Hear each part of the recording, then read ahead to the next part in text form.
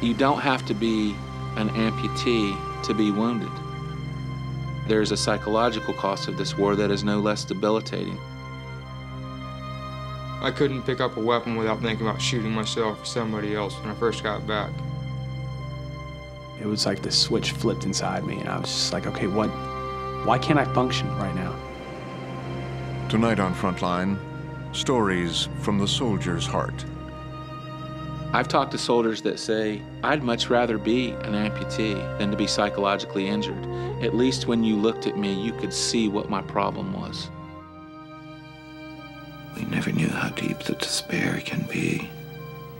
We never knew how tormented he was.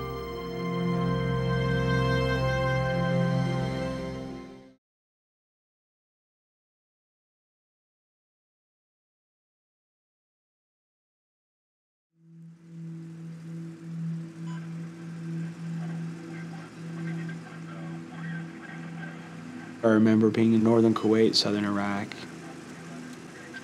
I remember moving up to the border. I remember how flat it was. And I remember my company commander over the radio saying, you know, welcome to Iraq, gentlemen, enjoy your stay. And, you know, here we are. And it's like, wow, we just invaded another country. You know, we're here across the border. I remember being inside the vehicle and looking through the little window ports with my night vision goggles on, everything's green, and seeing destroyed vehicles, dead Iraqis, dead Marines. And you're talking on the intercom to the driver, and it's like, dude, did you see that tank? Yeah, oh my God, did you see those vehicles? Yeah. Did you see those dead Iraqis? I don't know, you know, you're talking to guys to make sure you saw what you saw. I remember when the Fedayeen and guerrilla attacks started, it got to the point where we didn't know who was who. We didn't know who the enemy was. You started hearing reports of car bombs and people walking up to vehicles and blowing themselves up in front of the vehicles. Rob Serra had been a Marine for 7 years when the war in Iraq began. A sergeant in the 1st Marine Division, he was part of the tip of the spear, the first troops to reach Baghdad. In late March 2003, his unit was in Ashatra in southern Iraq, standing guard at the edge of the town. The feeling was still pretty intense. Everyone was still kind of fired up, pumped up. And there had been reports of suicide bombers, you know, for the past couple of days. And that, you know, the possibility of suicide bombers, watch it, you know, just be aware. So I'm sitting there on top of my vehicle, talking to one of the drivers. As I'm sitting there, all of a sudden I see this woman walking out of the town, just slowly walking. I'm like, okay, that doesn't look right. She was wearing all black. She was wearing all black burqa. She had a bag under her arm. And the Marines, all of a sudden I see the Marines in the vehicle yelling at her to stop. You know, they're putting their arms up, they're telling her to stop, they're raising up their weapons. She keeps coming. I said, okay, one of two things is gonna happen. We either have to shoot her, or she's gonna walk up to that vehicle and blow up and kill the guys who are in that vehicle. So I picked my weapon up and aimed in. And the sound of my rounds going out got the guys in the other vehicle to open up as well. And they opened up on her with, 15 weapons. She just got torn to pieces. And as she fell, which was pretty fast, as she fell down, she was reaching into her bag, and she was probably 50 yards in the vehicle. Hit the ground, there was a white flag in her hand. And right then and there, I was just like, what the hell happened? I was crying, hysterical. You know, this woman got killed by my actions. It was something that plagued me. I remember writing in my journal, I'm not gonna tell anybody about this. It's something that happens in war, and your mom shouldn't have to hear about you shooting a civilian woman. That's all there is to it. I wasn't gonna talk to anybody about it. But little did I know, it kind of worked itself back up to the surface when I came home.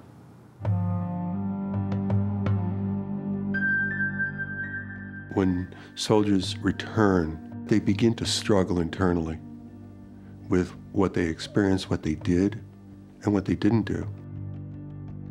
Jim Dooley was a soldier in Vietnam and has counseled combat veterans for the last 20 years. When you're finally back here and you finally make connection with your safety, which is your family, that's when you begin to vibrate with the fact of where you were. Now you can actually acknowledge how scared you were. This is the most damaging type of war, psychiatrically. You have no protection anywhere at all times. And therefore, you're in constant death threat. And you're also witnessing death at an incredibly close range. And you're witnessing the carnage. Coming home, they each bring their own stories of war and survival. For many of them, stories that remain intensely private about battles still not over.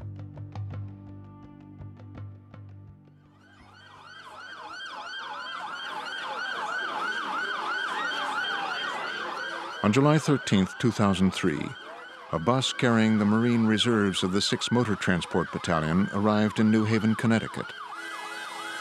The unit had been in Iraq since the beginning of the war, and now they were coming home. Oh, it was great. They had police, they had sirens ringing. It was just great. Everybody had flags. Joyce Lucy was there with her family, waiting for the return of their son, Jeff, a lance corporal with the unit. The bus was supposed to go all the way around the park, but I think the guys just wanted the bus to stop and let them out. I actually didn't see him get off the bus because there were so many, and they're all in uniform, so they all look the same. He seemed to be doing great, and it was just really nice to have him home. We didn't know where you guys went. He was tanned, there was no wounds, there was no cuts. He looked great. So we thought, he's safe and sound. That was our biggest mistake. It was. Jeff and his unit were to be home for a number of months before returning to Iraq. Rather than spending this time on a military base, Marine Reserves like Jeff are returned home to pick up their lives as civilians. He went back to school, and he functioned well until I believe it was March. He did his midterms, he did well, and then right after that, he seemed to start falling apart.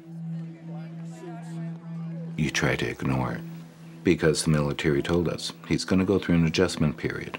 Don't push. Understand that there's going to be things maybe happening you might not understand right away. Don't be concerned. Just watch them. He drank more. He tended to stay by himself. He sat by the fireplace. He'd have a cigarette. And then he would go out on the deck and talk. He started to talk more about Iraq, the combat situations and things he saw of people who had been wounded and things that bothered him more. Jeff had been a truck driver in Iraq. His unit was responsible for transporting supplies and munitions along the country's perilous roads. When he would talk about Iraq, he was distant. He was speaking, but staring off into space like he was reliving it almost. He was always saying, you never understand, you don't understand the way it was. I think what happens with the returning vet is that they have these feelings, these images, these smells, these nightmares occurring frequently, and they're quite disturbed by it. And I think that is the golden hour of being able to have someone surface or reach out to someone and say, gee, how you doing with that experience?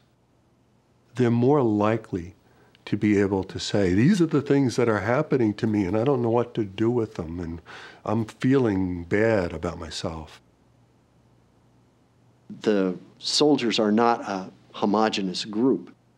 There are going to be some who are going to kind of just go through the experience and they'll have a bad day or a couple of bad days and they'll work through it and they won't ever get very distressed.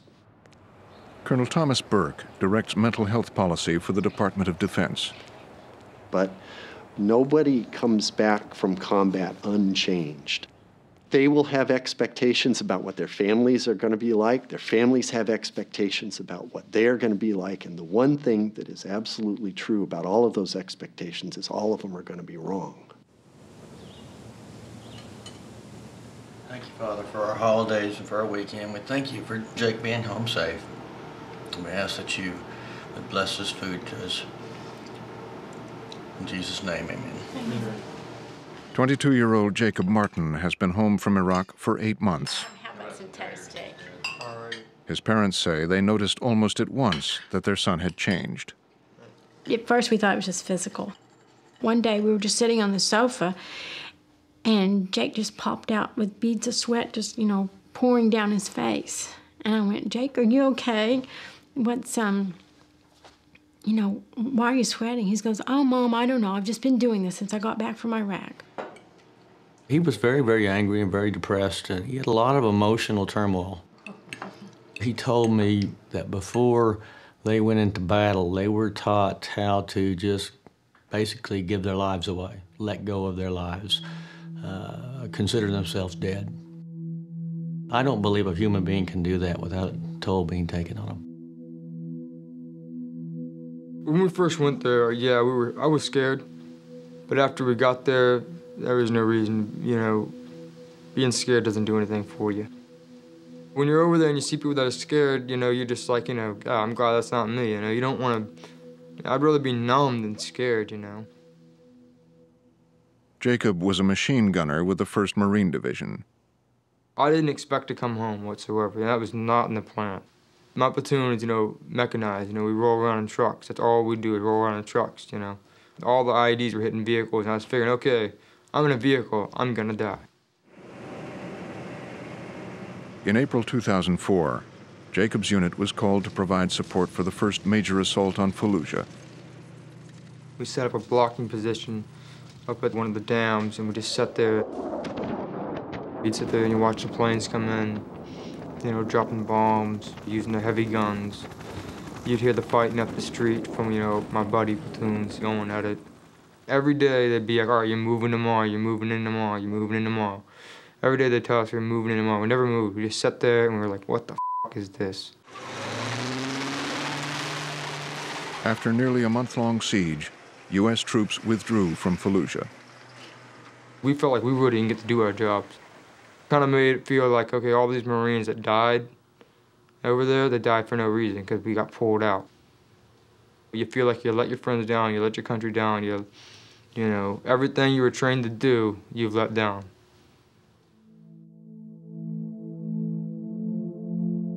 Back in the rear with little to do, Jacob says his mood began to change. My brain just kind of snapped, I guess. Just woke up one day and everything was different.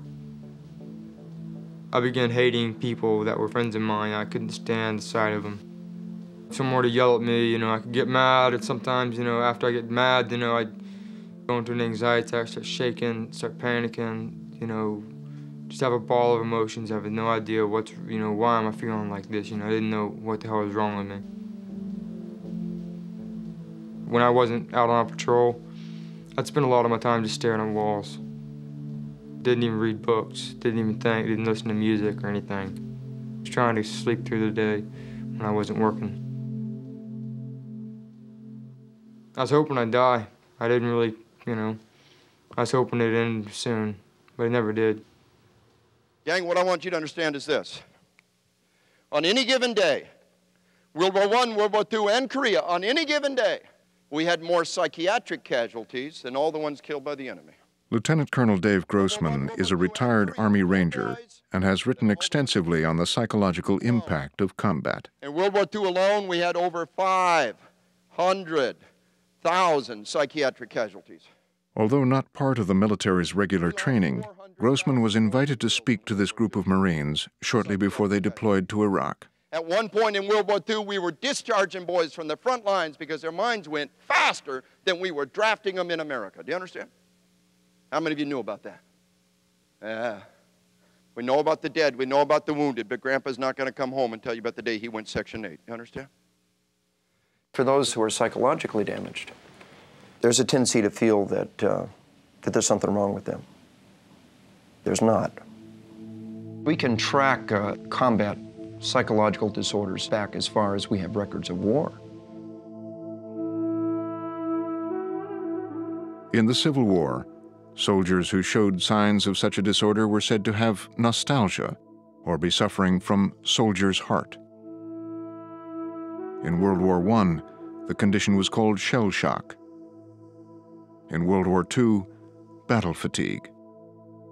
In World War II, we really had the first real understanding of the post-traumatic casualties and psychoses, the neuroses that would derive from it.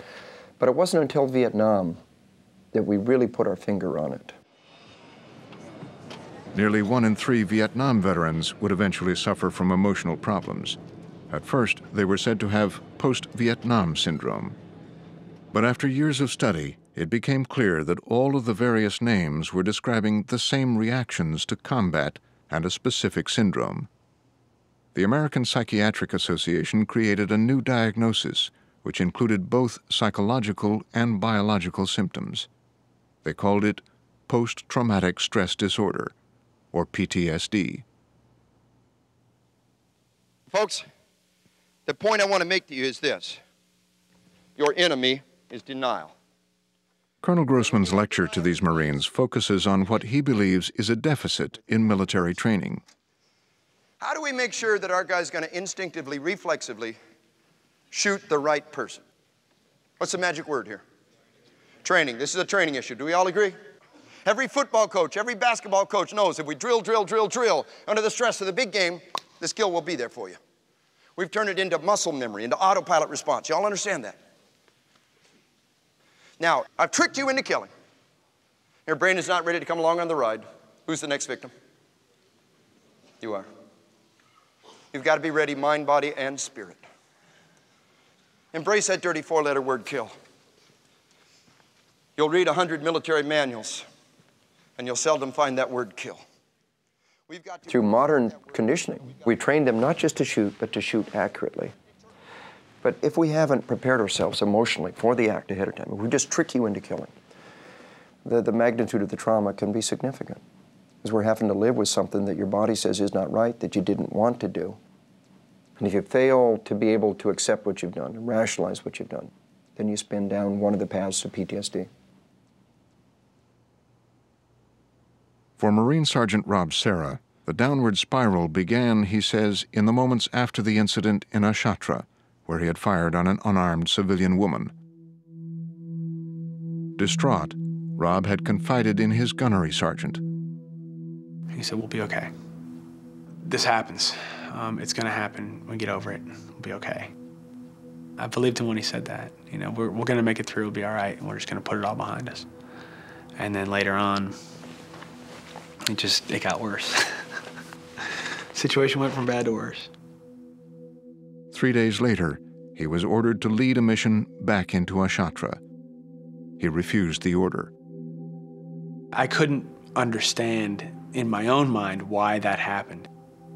It was like the switch flipped inside me, and I was just like, okay, why can't I function right now? And my lieutenant was like, I can't believe I'm hearing this from you. You're not the kind of guy that would do this. I can't believe I'm hearing you say what you're saying. For refusing an order, Rob was relieved of his leadership position and became a provisional rifleman. With his tour in Iraq over, he returned to his hometown of Chicago, but being far from combat didn't solve his problems. I was drinking a lot. I was drinking heavily, like every night. Getting into fights, like drop of a hat in a bar. which happened a couple of times. One of those times was at a bar in Milwaukee. Guy was talking some trash in the bar, and we walked outside. And when we got outside, he hit me. And then I don't really remember what happened after that. I wake up, I kind of came to, and I'm sitting on the ground. I had the guy sitting in front of me. I had him in a chokehold. And the guy was going limp, and I feel somebody hitting the back of my neck. And it's my buddy hitting me, yelling at me to let the guy go. There are girls, 2 girls grabbing this guy's ankles, trying to pull him away from me, like I was a pit bull or a shark or something. I wasn't letting go. And I finally let go of the guy when he went limp and got up and walked back into the bar like nothing had happened. You know, at that point, I was like, if I had killed this dude, I mean, if like broke his neck, you know, there's no getting around that. And it scared me. And I think it snapped me into reality where it was like, all right, you gotta take care of this. Returning to Camp Pendleton, the Marine base where he had trained, Rob asked to see a therapist. The decision, he says, was not easy. There's a connotation by your name at that point.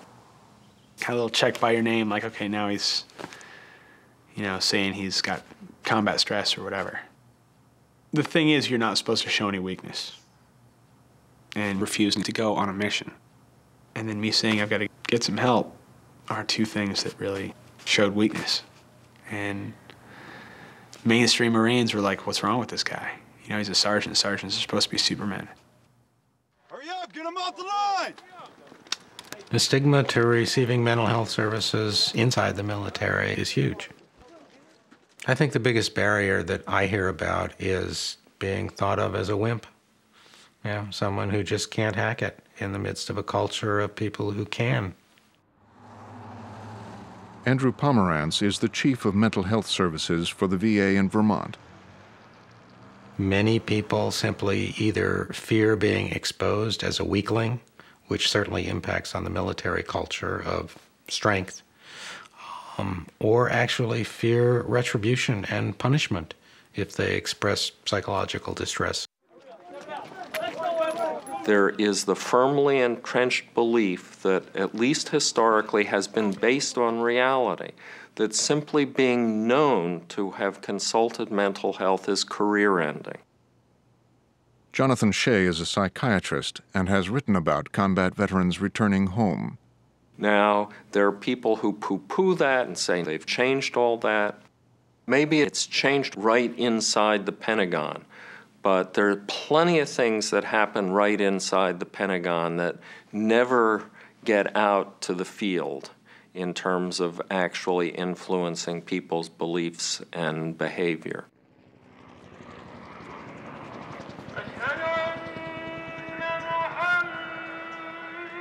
In late September 2003, Staff Sergeant Andrew Pogany arrived in Iraq. Andrew was a military interrogator and a member of the U.S. Army Special Forces, one of the most elite units in the military. Less than a week after landing in country, Andrew saw the mutilated body of a dead Iraqi and began to suffer from panic attacks. I started shaking, I was sweating. It got to the point where I was hallucinating. The most frightening or bizarre thing about it was that I had no clue as to what was happening. And I couldn't turn it off, and it wouldn't go away, and I couldn't clear my mind. After 2 days with no relief, Andrew was sent north to Tikrit, where he met with a mental health specialist in the field. It was about time a Special Forces soldier was coming to see us. Because we know what they go through. We know what they have to put away. And they shouldn't have to put it away, because that's what we're there for. Cheyenne Forsyth was part of a military initiative being used extensively for the first time in Iraq. Called Combat Stress Control Teams, they're groups of mental health specialists deployed on the front lines, right alongside the fighting forces. Cheyenne met with Andrew in one of Saddam Hussein's old palaces. What I wrote down and what I remember is he said he didn't want to die there. No one wants to die there. But you have a job to do. And you either make peace with yourself and knowing that you probably will die here, or you probably will go home. And then you go from there. Cheyenne recommended Andrew be given the standard treatment for someone with combat stress: 3 days of rest with a restoration team. We delivered our recommendations to Sergeant Pogany's command 1 or 2 days later, and that's when I saw what Sergeant Pogany was up against. According to Andrew, his command had opposed his requests to get help from the start. Now his command refused the combat stress control team's recommendations. As Cheyenne looked on, he says Andrew's sergeant major ordered Andrew to stay away from his fellow soldiers, calling him a coward. It was shocking to see how the sergeant major responded. It was shocking to see him berate Sergeant Pogany in front of us. Andrew says the verbal attacks continued the next day. They berated me for an hour. They called me everything from a failure to a coward to telling me that if this would have happened 50 years ago, they would take me out back and just shoot me. At that point, I'm just like stunned. Andrew was sent home by his command to Fort Carson, the base from which he had deployed. And 1 week later, he was charged with cowardly conduct before the enemy. Heroism and cowardice. Both are in the headlines tonight. In the case of heroism, it is the story of Private Jessica Lynch. On the other side, an Army investigator who was accused of cowardice. The cowardice story made headlines, suffering a panic attack on his second day in Iraq, both outside the military and within. The notion that you would give up on somebody after they sought mental health care treatment is what the stigma is all about. And it sent a shockwave. Steve Robinson is a Gulf War veteran and heads up the National Gulf War Resource Center, a veterans advocacy group. I got emails from soldiers who were having psychological problems. They did not know where to turn if this was going to be the response from the military. Really, what the military was trying to do, what the very first person that said he was a coward, and that's not the word they used, that's not what they called him. They called him a f***ing pussy, that he was a pussy because he wouldn't go out and fight. And the reason they said that was they were trying to send a message that fear will not be tolerated. The Army has stated in the press that the reason they sent Andrew back to Fort Carson was because he had repeatedly requested to go home. Andrew says he had wanted to remain in Iraq and had only asked to go home when his command refused him treatment in the field. Frontline wanted to talk to Army officials at Fort Carson about Andrew's case, but they declined to comment. Colonel Elspeth Ritchie, a high-ranking Army psychiatrist, also wouldn't discuss Andrew's case, but she would comment on the Army's policies. In World War I and in other subsequent wars, there were soldiers who were tried and shot for cowardice, and now looking back, we think that it was a combat stress reaction. We've learned a lot about the way humans respond to combat. Unfortunately, in some cases, it's still misinterpreted. In fact, when the Army did their own survey of troops serving in Iraq, nearly half of those most in need of psychological help reported that they felt if they asked for such help, their leaders would blame them for the problem, that they would be seen as weak, and that their unit would have less confidence in them. Jeff was very reluctant to do counseling, to do anything. He didn't want to show any weakness. He didn't want the Marines to think he was weak, so he was very reluctant. By the spring of 2004, Jeff Lucey had been home from Iraq for almost a year. As a Marine Reserve on leave, he saw the men from his unit just once a month at training, and his fellow Marines say they saw little change in Jeff's behavior. Jeff was able to hide his problems pretty well. He wasn't maybe as outgoing as he used to be, when I spoke to him. How's things going? How you been, man? All right. Good. Fine. What have you been up to? Usual. But it wasn't much. You really have to know Jeff in order to see things like that. The military also had no reason to be concerned about Jeff. Servicemen and women returning from duty are required to complete a post-combat questionnaire designed to target troubled soldiers, and they are offered help. Jeff had indicated on his forms that he felt fine for the most part and declined any help. His fellow Marine Dan, who was with Jeff at the time, said he wasn't surprised by Jeff's answers. We had questionnaires, the standard, if you have any problems, write them down now, and we'll keep you here and we'll study them until we figure out whether you're better or not. You just want to go home. Nobody wants to sit there and say, yeah, I don't sleep so good anymore, or, my knee hurts a little bit, or something like that. Generally speaking, you just say, I'm A-okay, and you want to go home and see your family. But as the months passed since Jeff's return home, his family says they watched Jeff deteriorate. One afternoon in late spring, Jeff and his mother Joyce took a walk together in the woods behind the family house. I think it was at the end of May, and he had me listen to a song that with earphones. He put the earphones on me, and he had our dog by the leash, and he said, let's go for a walk. The words in it talk about looking down the barrel of a .45.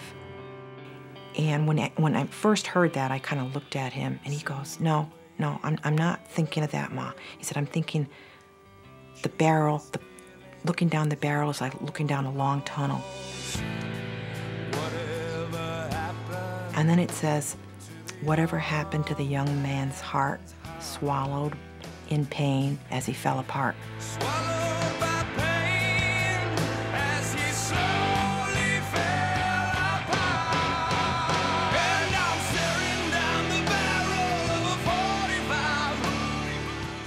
And I'm saying, this is him. He's like telling me, he's walking beside me. I'm listening to these words, and I know it's describing him. He was falling apart right before our eyes.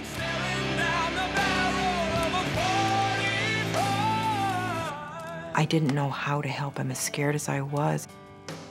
You don't know what to do. You're looking at him, you're saying, he needs help.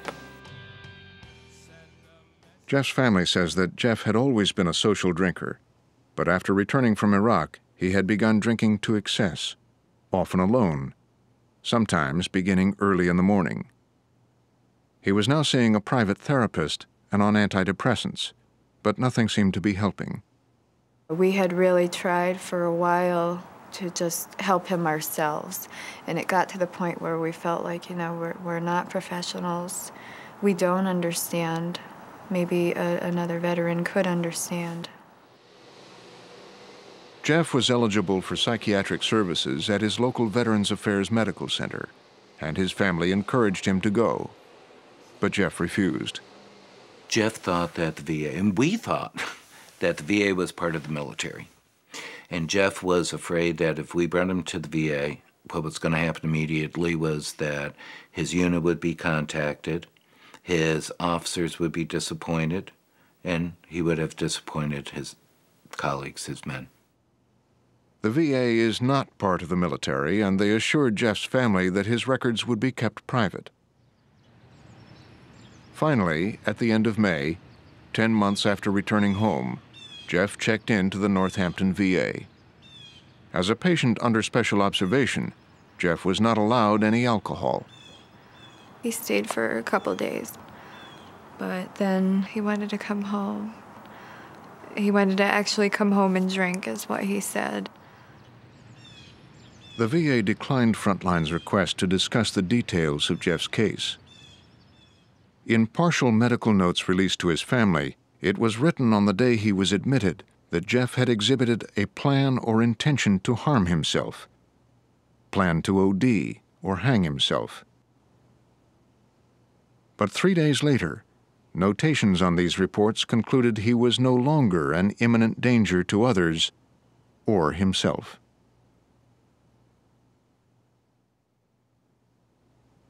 About 2 months after I came back, it all started hitting me. You just take down all those walls, you know, of being numb over there. You come home, you can't be numb anymore, so you numb yourself with something. After you get rid of all that crap that numbs you, you know, you start feeling that shit.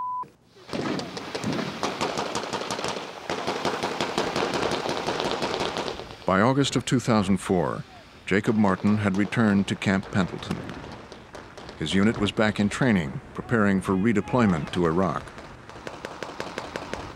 When he got back to California, and Jacob had been back maybe a week, he began to call me, and he was quite distraught.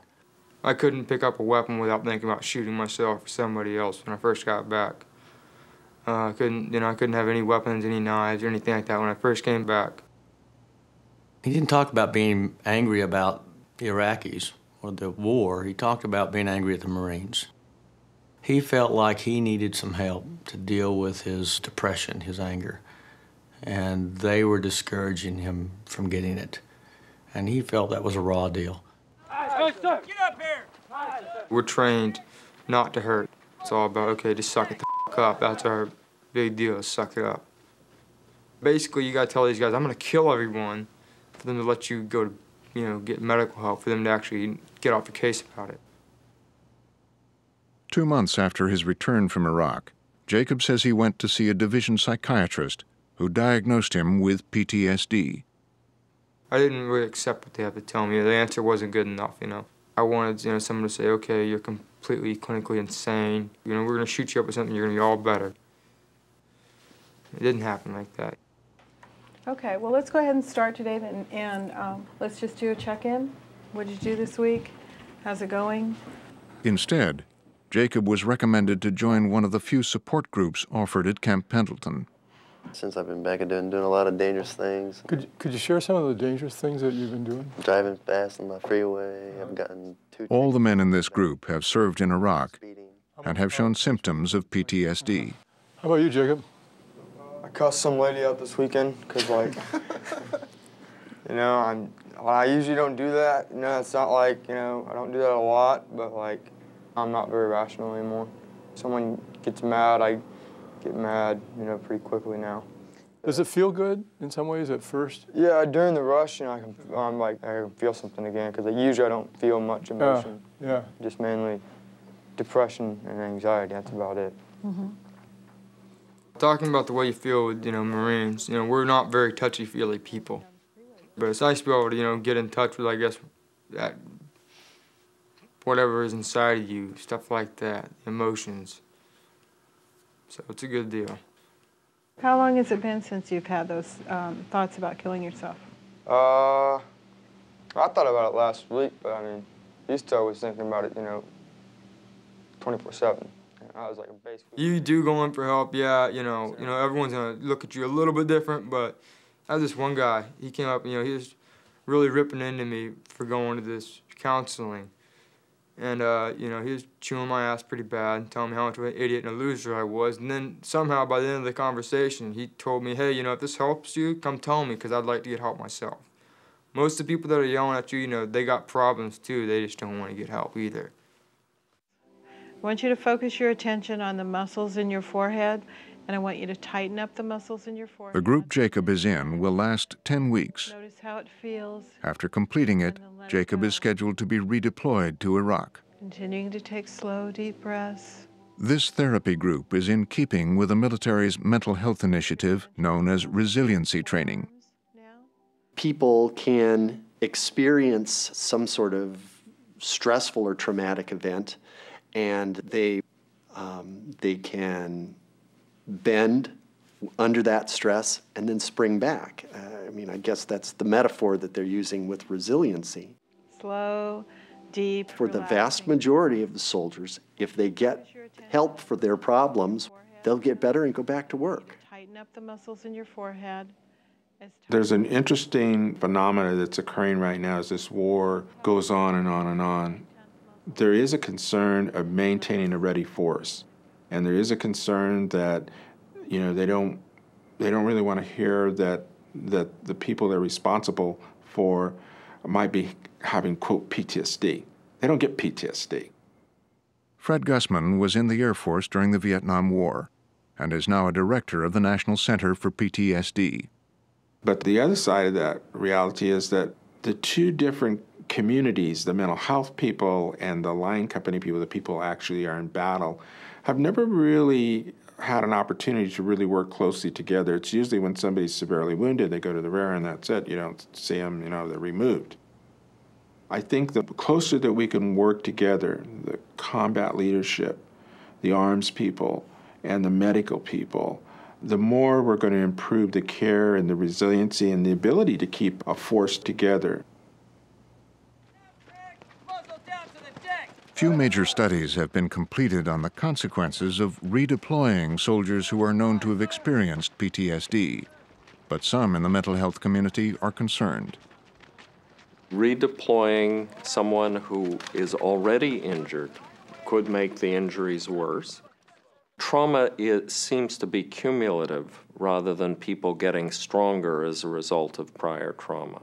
A woman who has been raped once and is carrying psychological injuries as a result is not going to just shrug off being raped again. I don't think that it's good for them, but I don't think that's the point. I think that combat, that the job that we ask our soldiers and Marines to do, and sailors and airmen to do, is risky, and that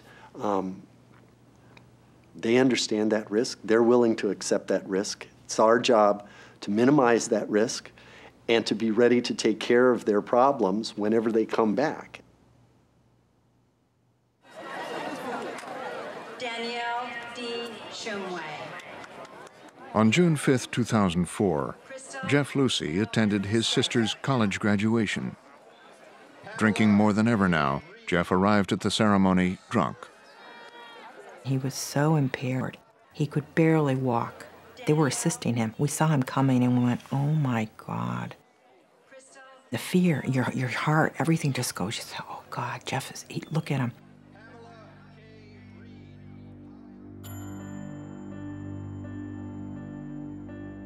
Home from Iraq for 11 months, Jeff's depression had grown steadily worse. Neither his girlfriend Julie nor his family had been able to convince him to return to the VA for help. And eventually, his increased drinking had taken its toll on his relationship. Things had gotten very difficult between me and Jeff. I was really upset and frustrated. We were kind of taking some space because it was hard for me. Having been with Julie since high school, his parents say Jeff took the separation hard. He isolated himself in his room and began to talk of hearing voices and hallucinating. He felt hands on him at night. He saw faceless old people. He saw a fox's head walking behind him. Jeff spoke more often of his time in Iraq, seeing body parts, dead Iraqis, maimed children. He told his family stories that now don't appear to be true, tales of burying dead bodies and being ordered to kill Iraqi prisoners, stories that his fellow Marines who were with him in Iraq say never could have happened. We saw the pain, we saw the turmoil, we saw the torment, but we always thought that somehow, be it Julie, be it his love for us, be it anything, he would always find refuge in something. We never knew how deep the despair can be. We never knew how tormented he was.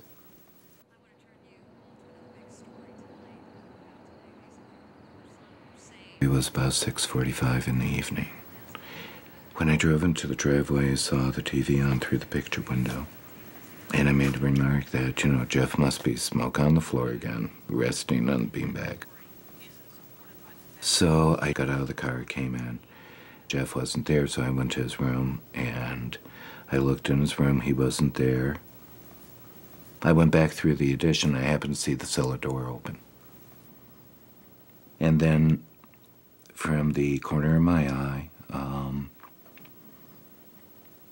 I saw him. He was hanging from the garden hose, and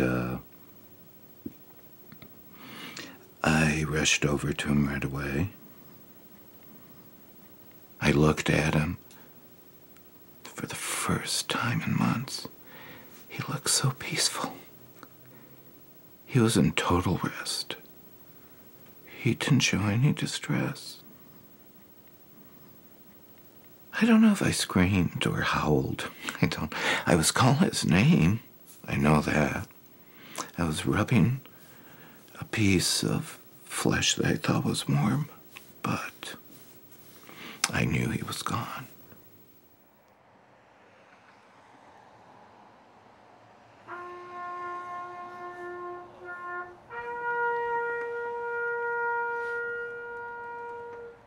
Many of the men from Jeff's unit attended his funeral. The Marines who had served with him were stunned. None had seen it coming. Jeffrey had felt alone, you know, and you see all these people and you say you weren't alone, but he didn't know it. I wish that Jeff would have talked to me. I wish that I would have gotten some kind of hint, some kind of clue, some phrase or some sentence that would have set off a red flag.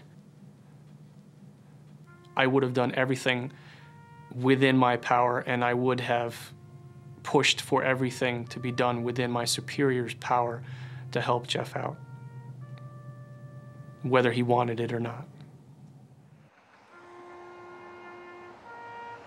A Marine asking for help is pretty rare. Being willing to get help, that's almost admitting that you're failing, that you can't do it by yourself, you need somebody else to help you. I think just being the way that we are, he didn't really want to ask for help. And I almost feel guilty sometimes because I felt like I should have picked up on some of the signals.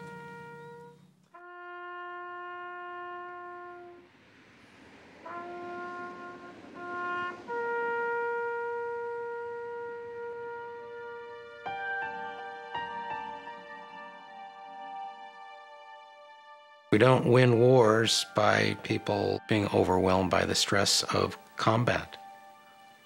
We don't win wars by people having a hard time killing other people. The military's purpose is to win wars. So someone who is suffering is not a big help to the military. And they know that. And you're surrounded by your buddies. And we're all in this together, and we're all going to fight to the bitter end. Who am I to say, I don't think I can do this today. I don't think I can go out there. I want to go home. I can't stand it. I think I'll go look for some help. That doesn't fit when everybody else is charged up to do what we're supposed to do. It's not just a matter of issuing an order and saying there will be no more stigma. You don't change the culture of an organization that quickly. It's an ongoing process, and you got to keep doing it. If we do that long enough, then eventually the message will get through that it's not a matter of weakness, it's not a matter of being weird because you have emotions and you need to talk about them. In January 2005, the Department of Defense announced plans for a new mental health screening requirement. In addition to screening all service members immediately upon their return, they will now require a follow-up 3 to 6 months later in case problems have emerged. A senior DoD official said in announcing the program, "We've learned there is a concern or stigma about coming in for this. One of the ways we think we can get at that is to require this to everybody." The military is making progress, but it's an incremental process. People talk about the military as though they were a monolithic entity, when the truth is the Marines will go one way, the Army will go another way, one division does this, another division doesn't. One commander will institute something, the next commander will stop it. We think of the military as this great monolithic entity marching through history. In reality, what they are is a million different people all of them taking 2 steps forward and 1 step back at any one time.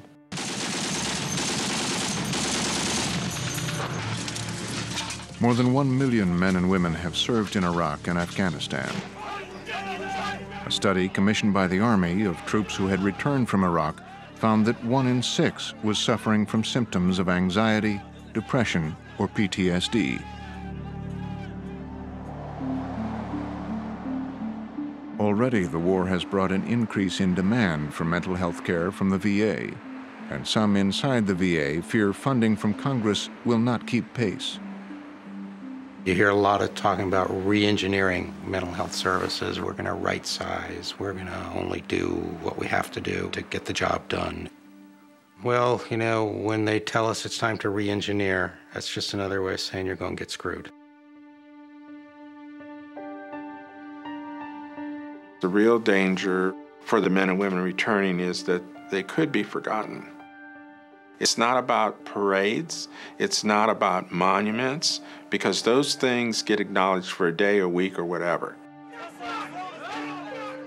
It's just a matter of getting people to not forget that these people are putting their life in harm's way and they're going through hell. And just because it's not on CNN every night, that we shouldn't assume some responsibility, not for the war, but responsibility to take care of our own people.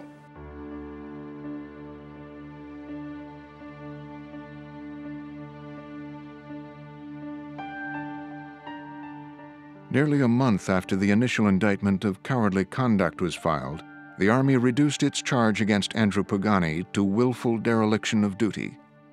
After Andrew fought to clear his name for nearly a year, the Army dropped all charges.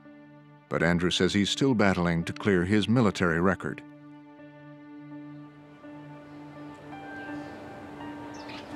Having fulfilled his military contract, Rob Serra tried to re-enlist. Rob says the Marines told him he would have to return to Iraq, and when he refused, his request was denied. He has now returned to civilian life and is part of a group called Iraq Veterans Against the War. With the 10-week Marine support group completed, Jacob Martin is being redeployed to Iraq. While the Marines have not yet released his departure date, Jacob expects to be sent within the month. Corporal Dexter! Horlick! Kisman! In January 2005, 6 months after Jeff Lucey's suicide, his Marine Reserve unit was reactivated.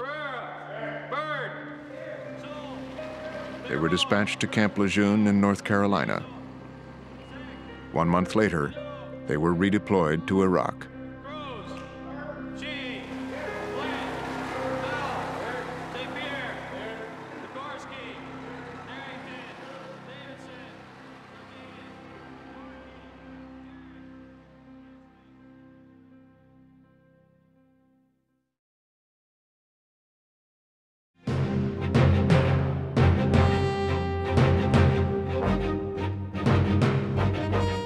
Next time on Frontline, he grew up with bin Laden's children. 3 times, my father himself tried to get me to become a suicide bomber. But Cutter was different. I don't believe in blowing myself up, killing innocent people. Frontline tells the inside story of a young man who was groomed to be a terrorist, but became instead a CIA informant. My dad told me, if you ever sell out on us, I would be the one to kill you. Son of Al-Qaeda. Next time on Frontline.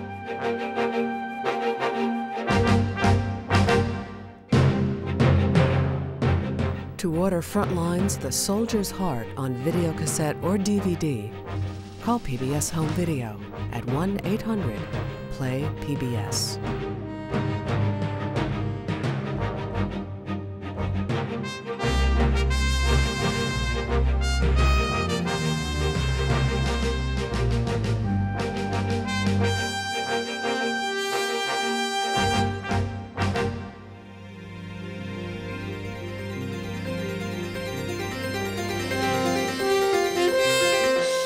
Frontline is made possible by contributions to your PBS station from viewers like you. Thank you.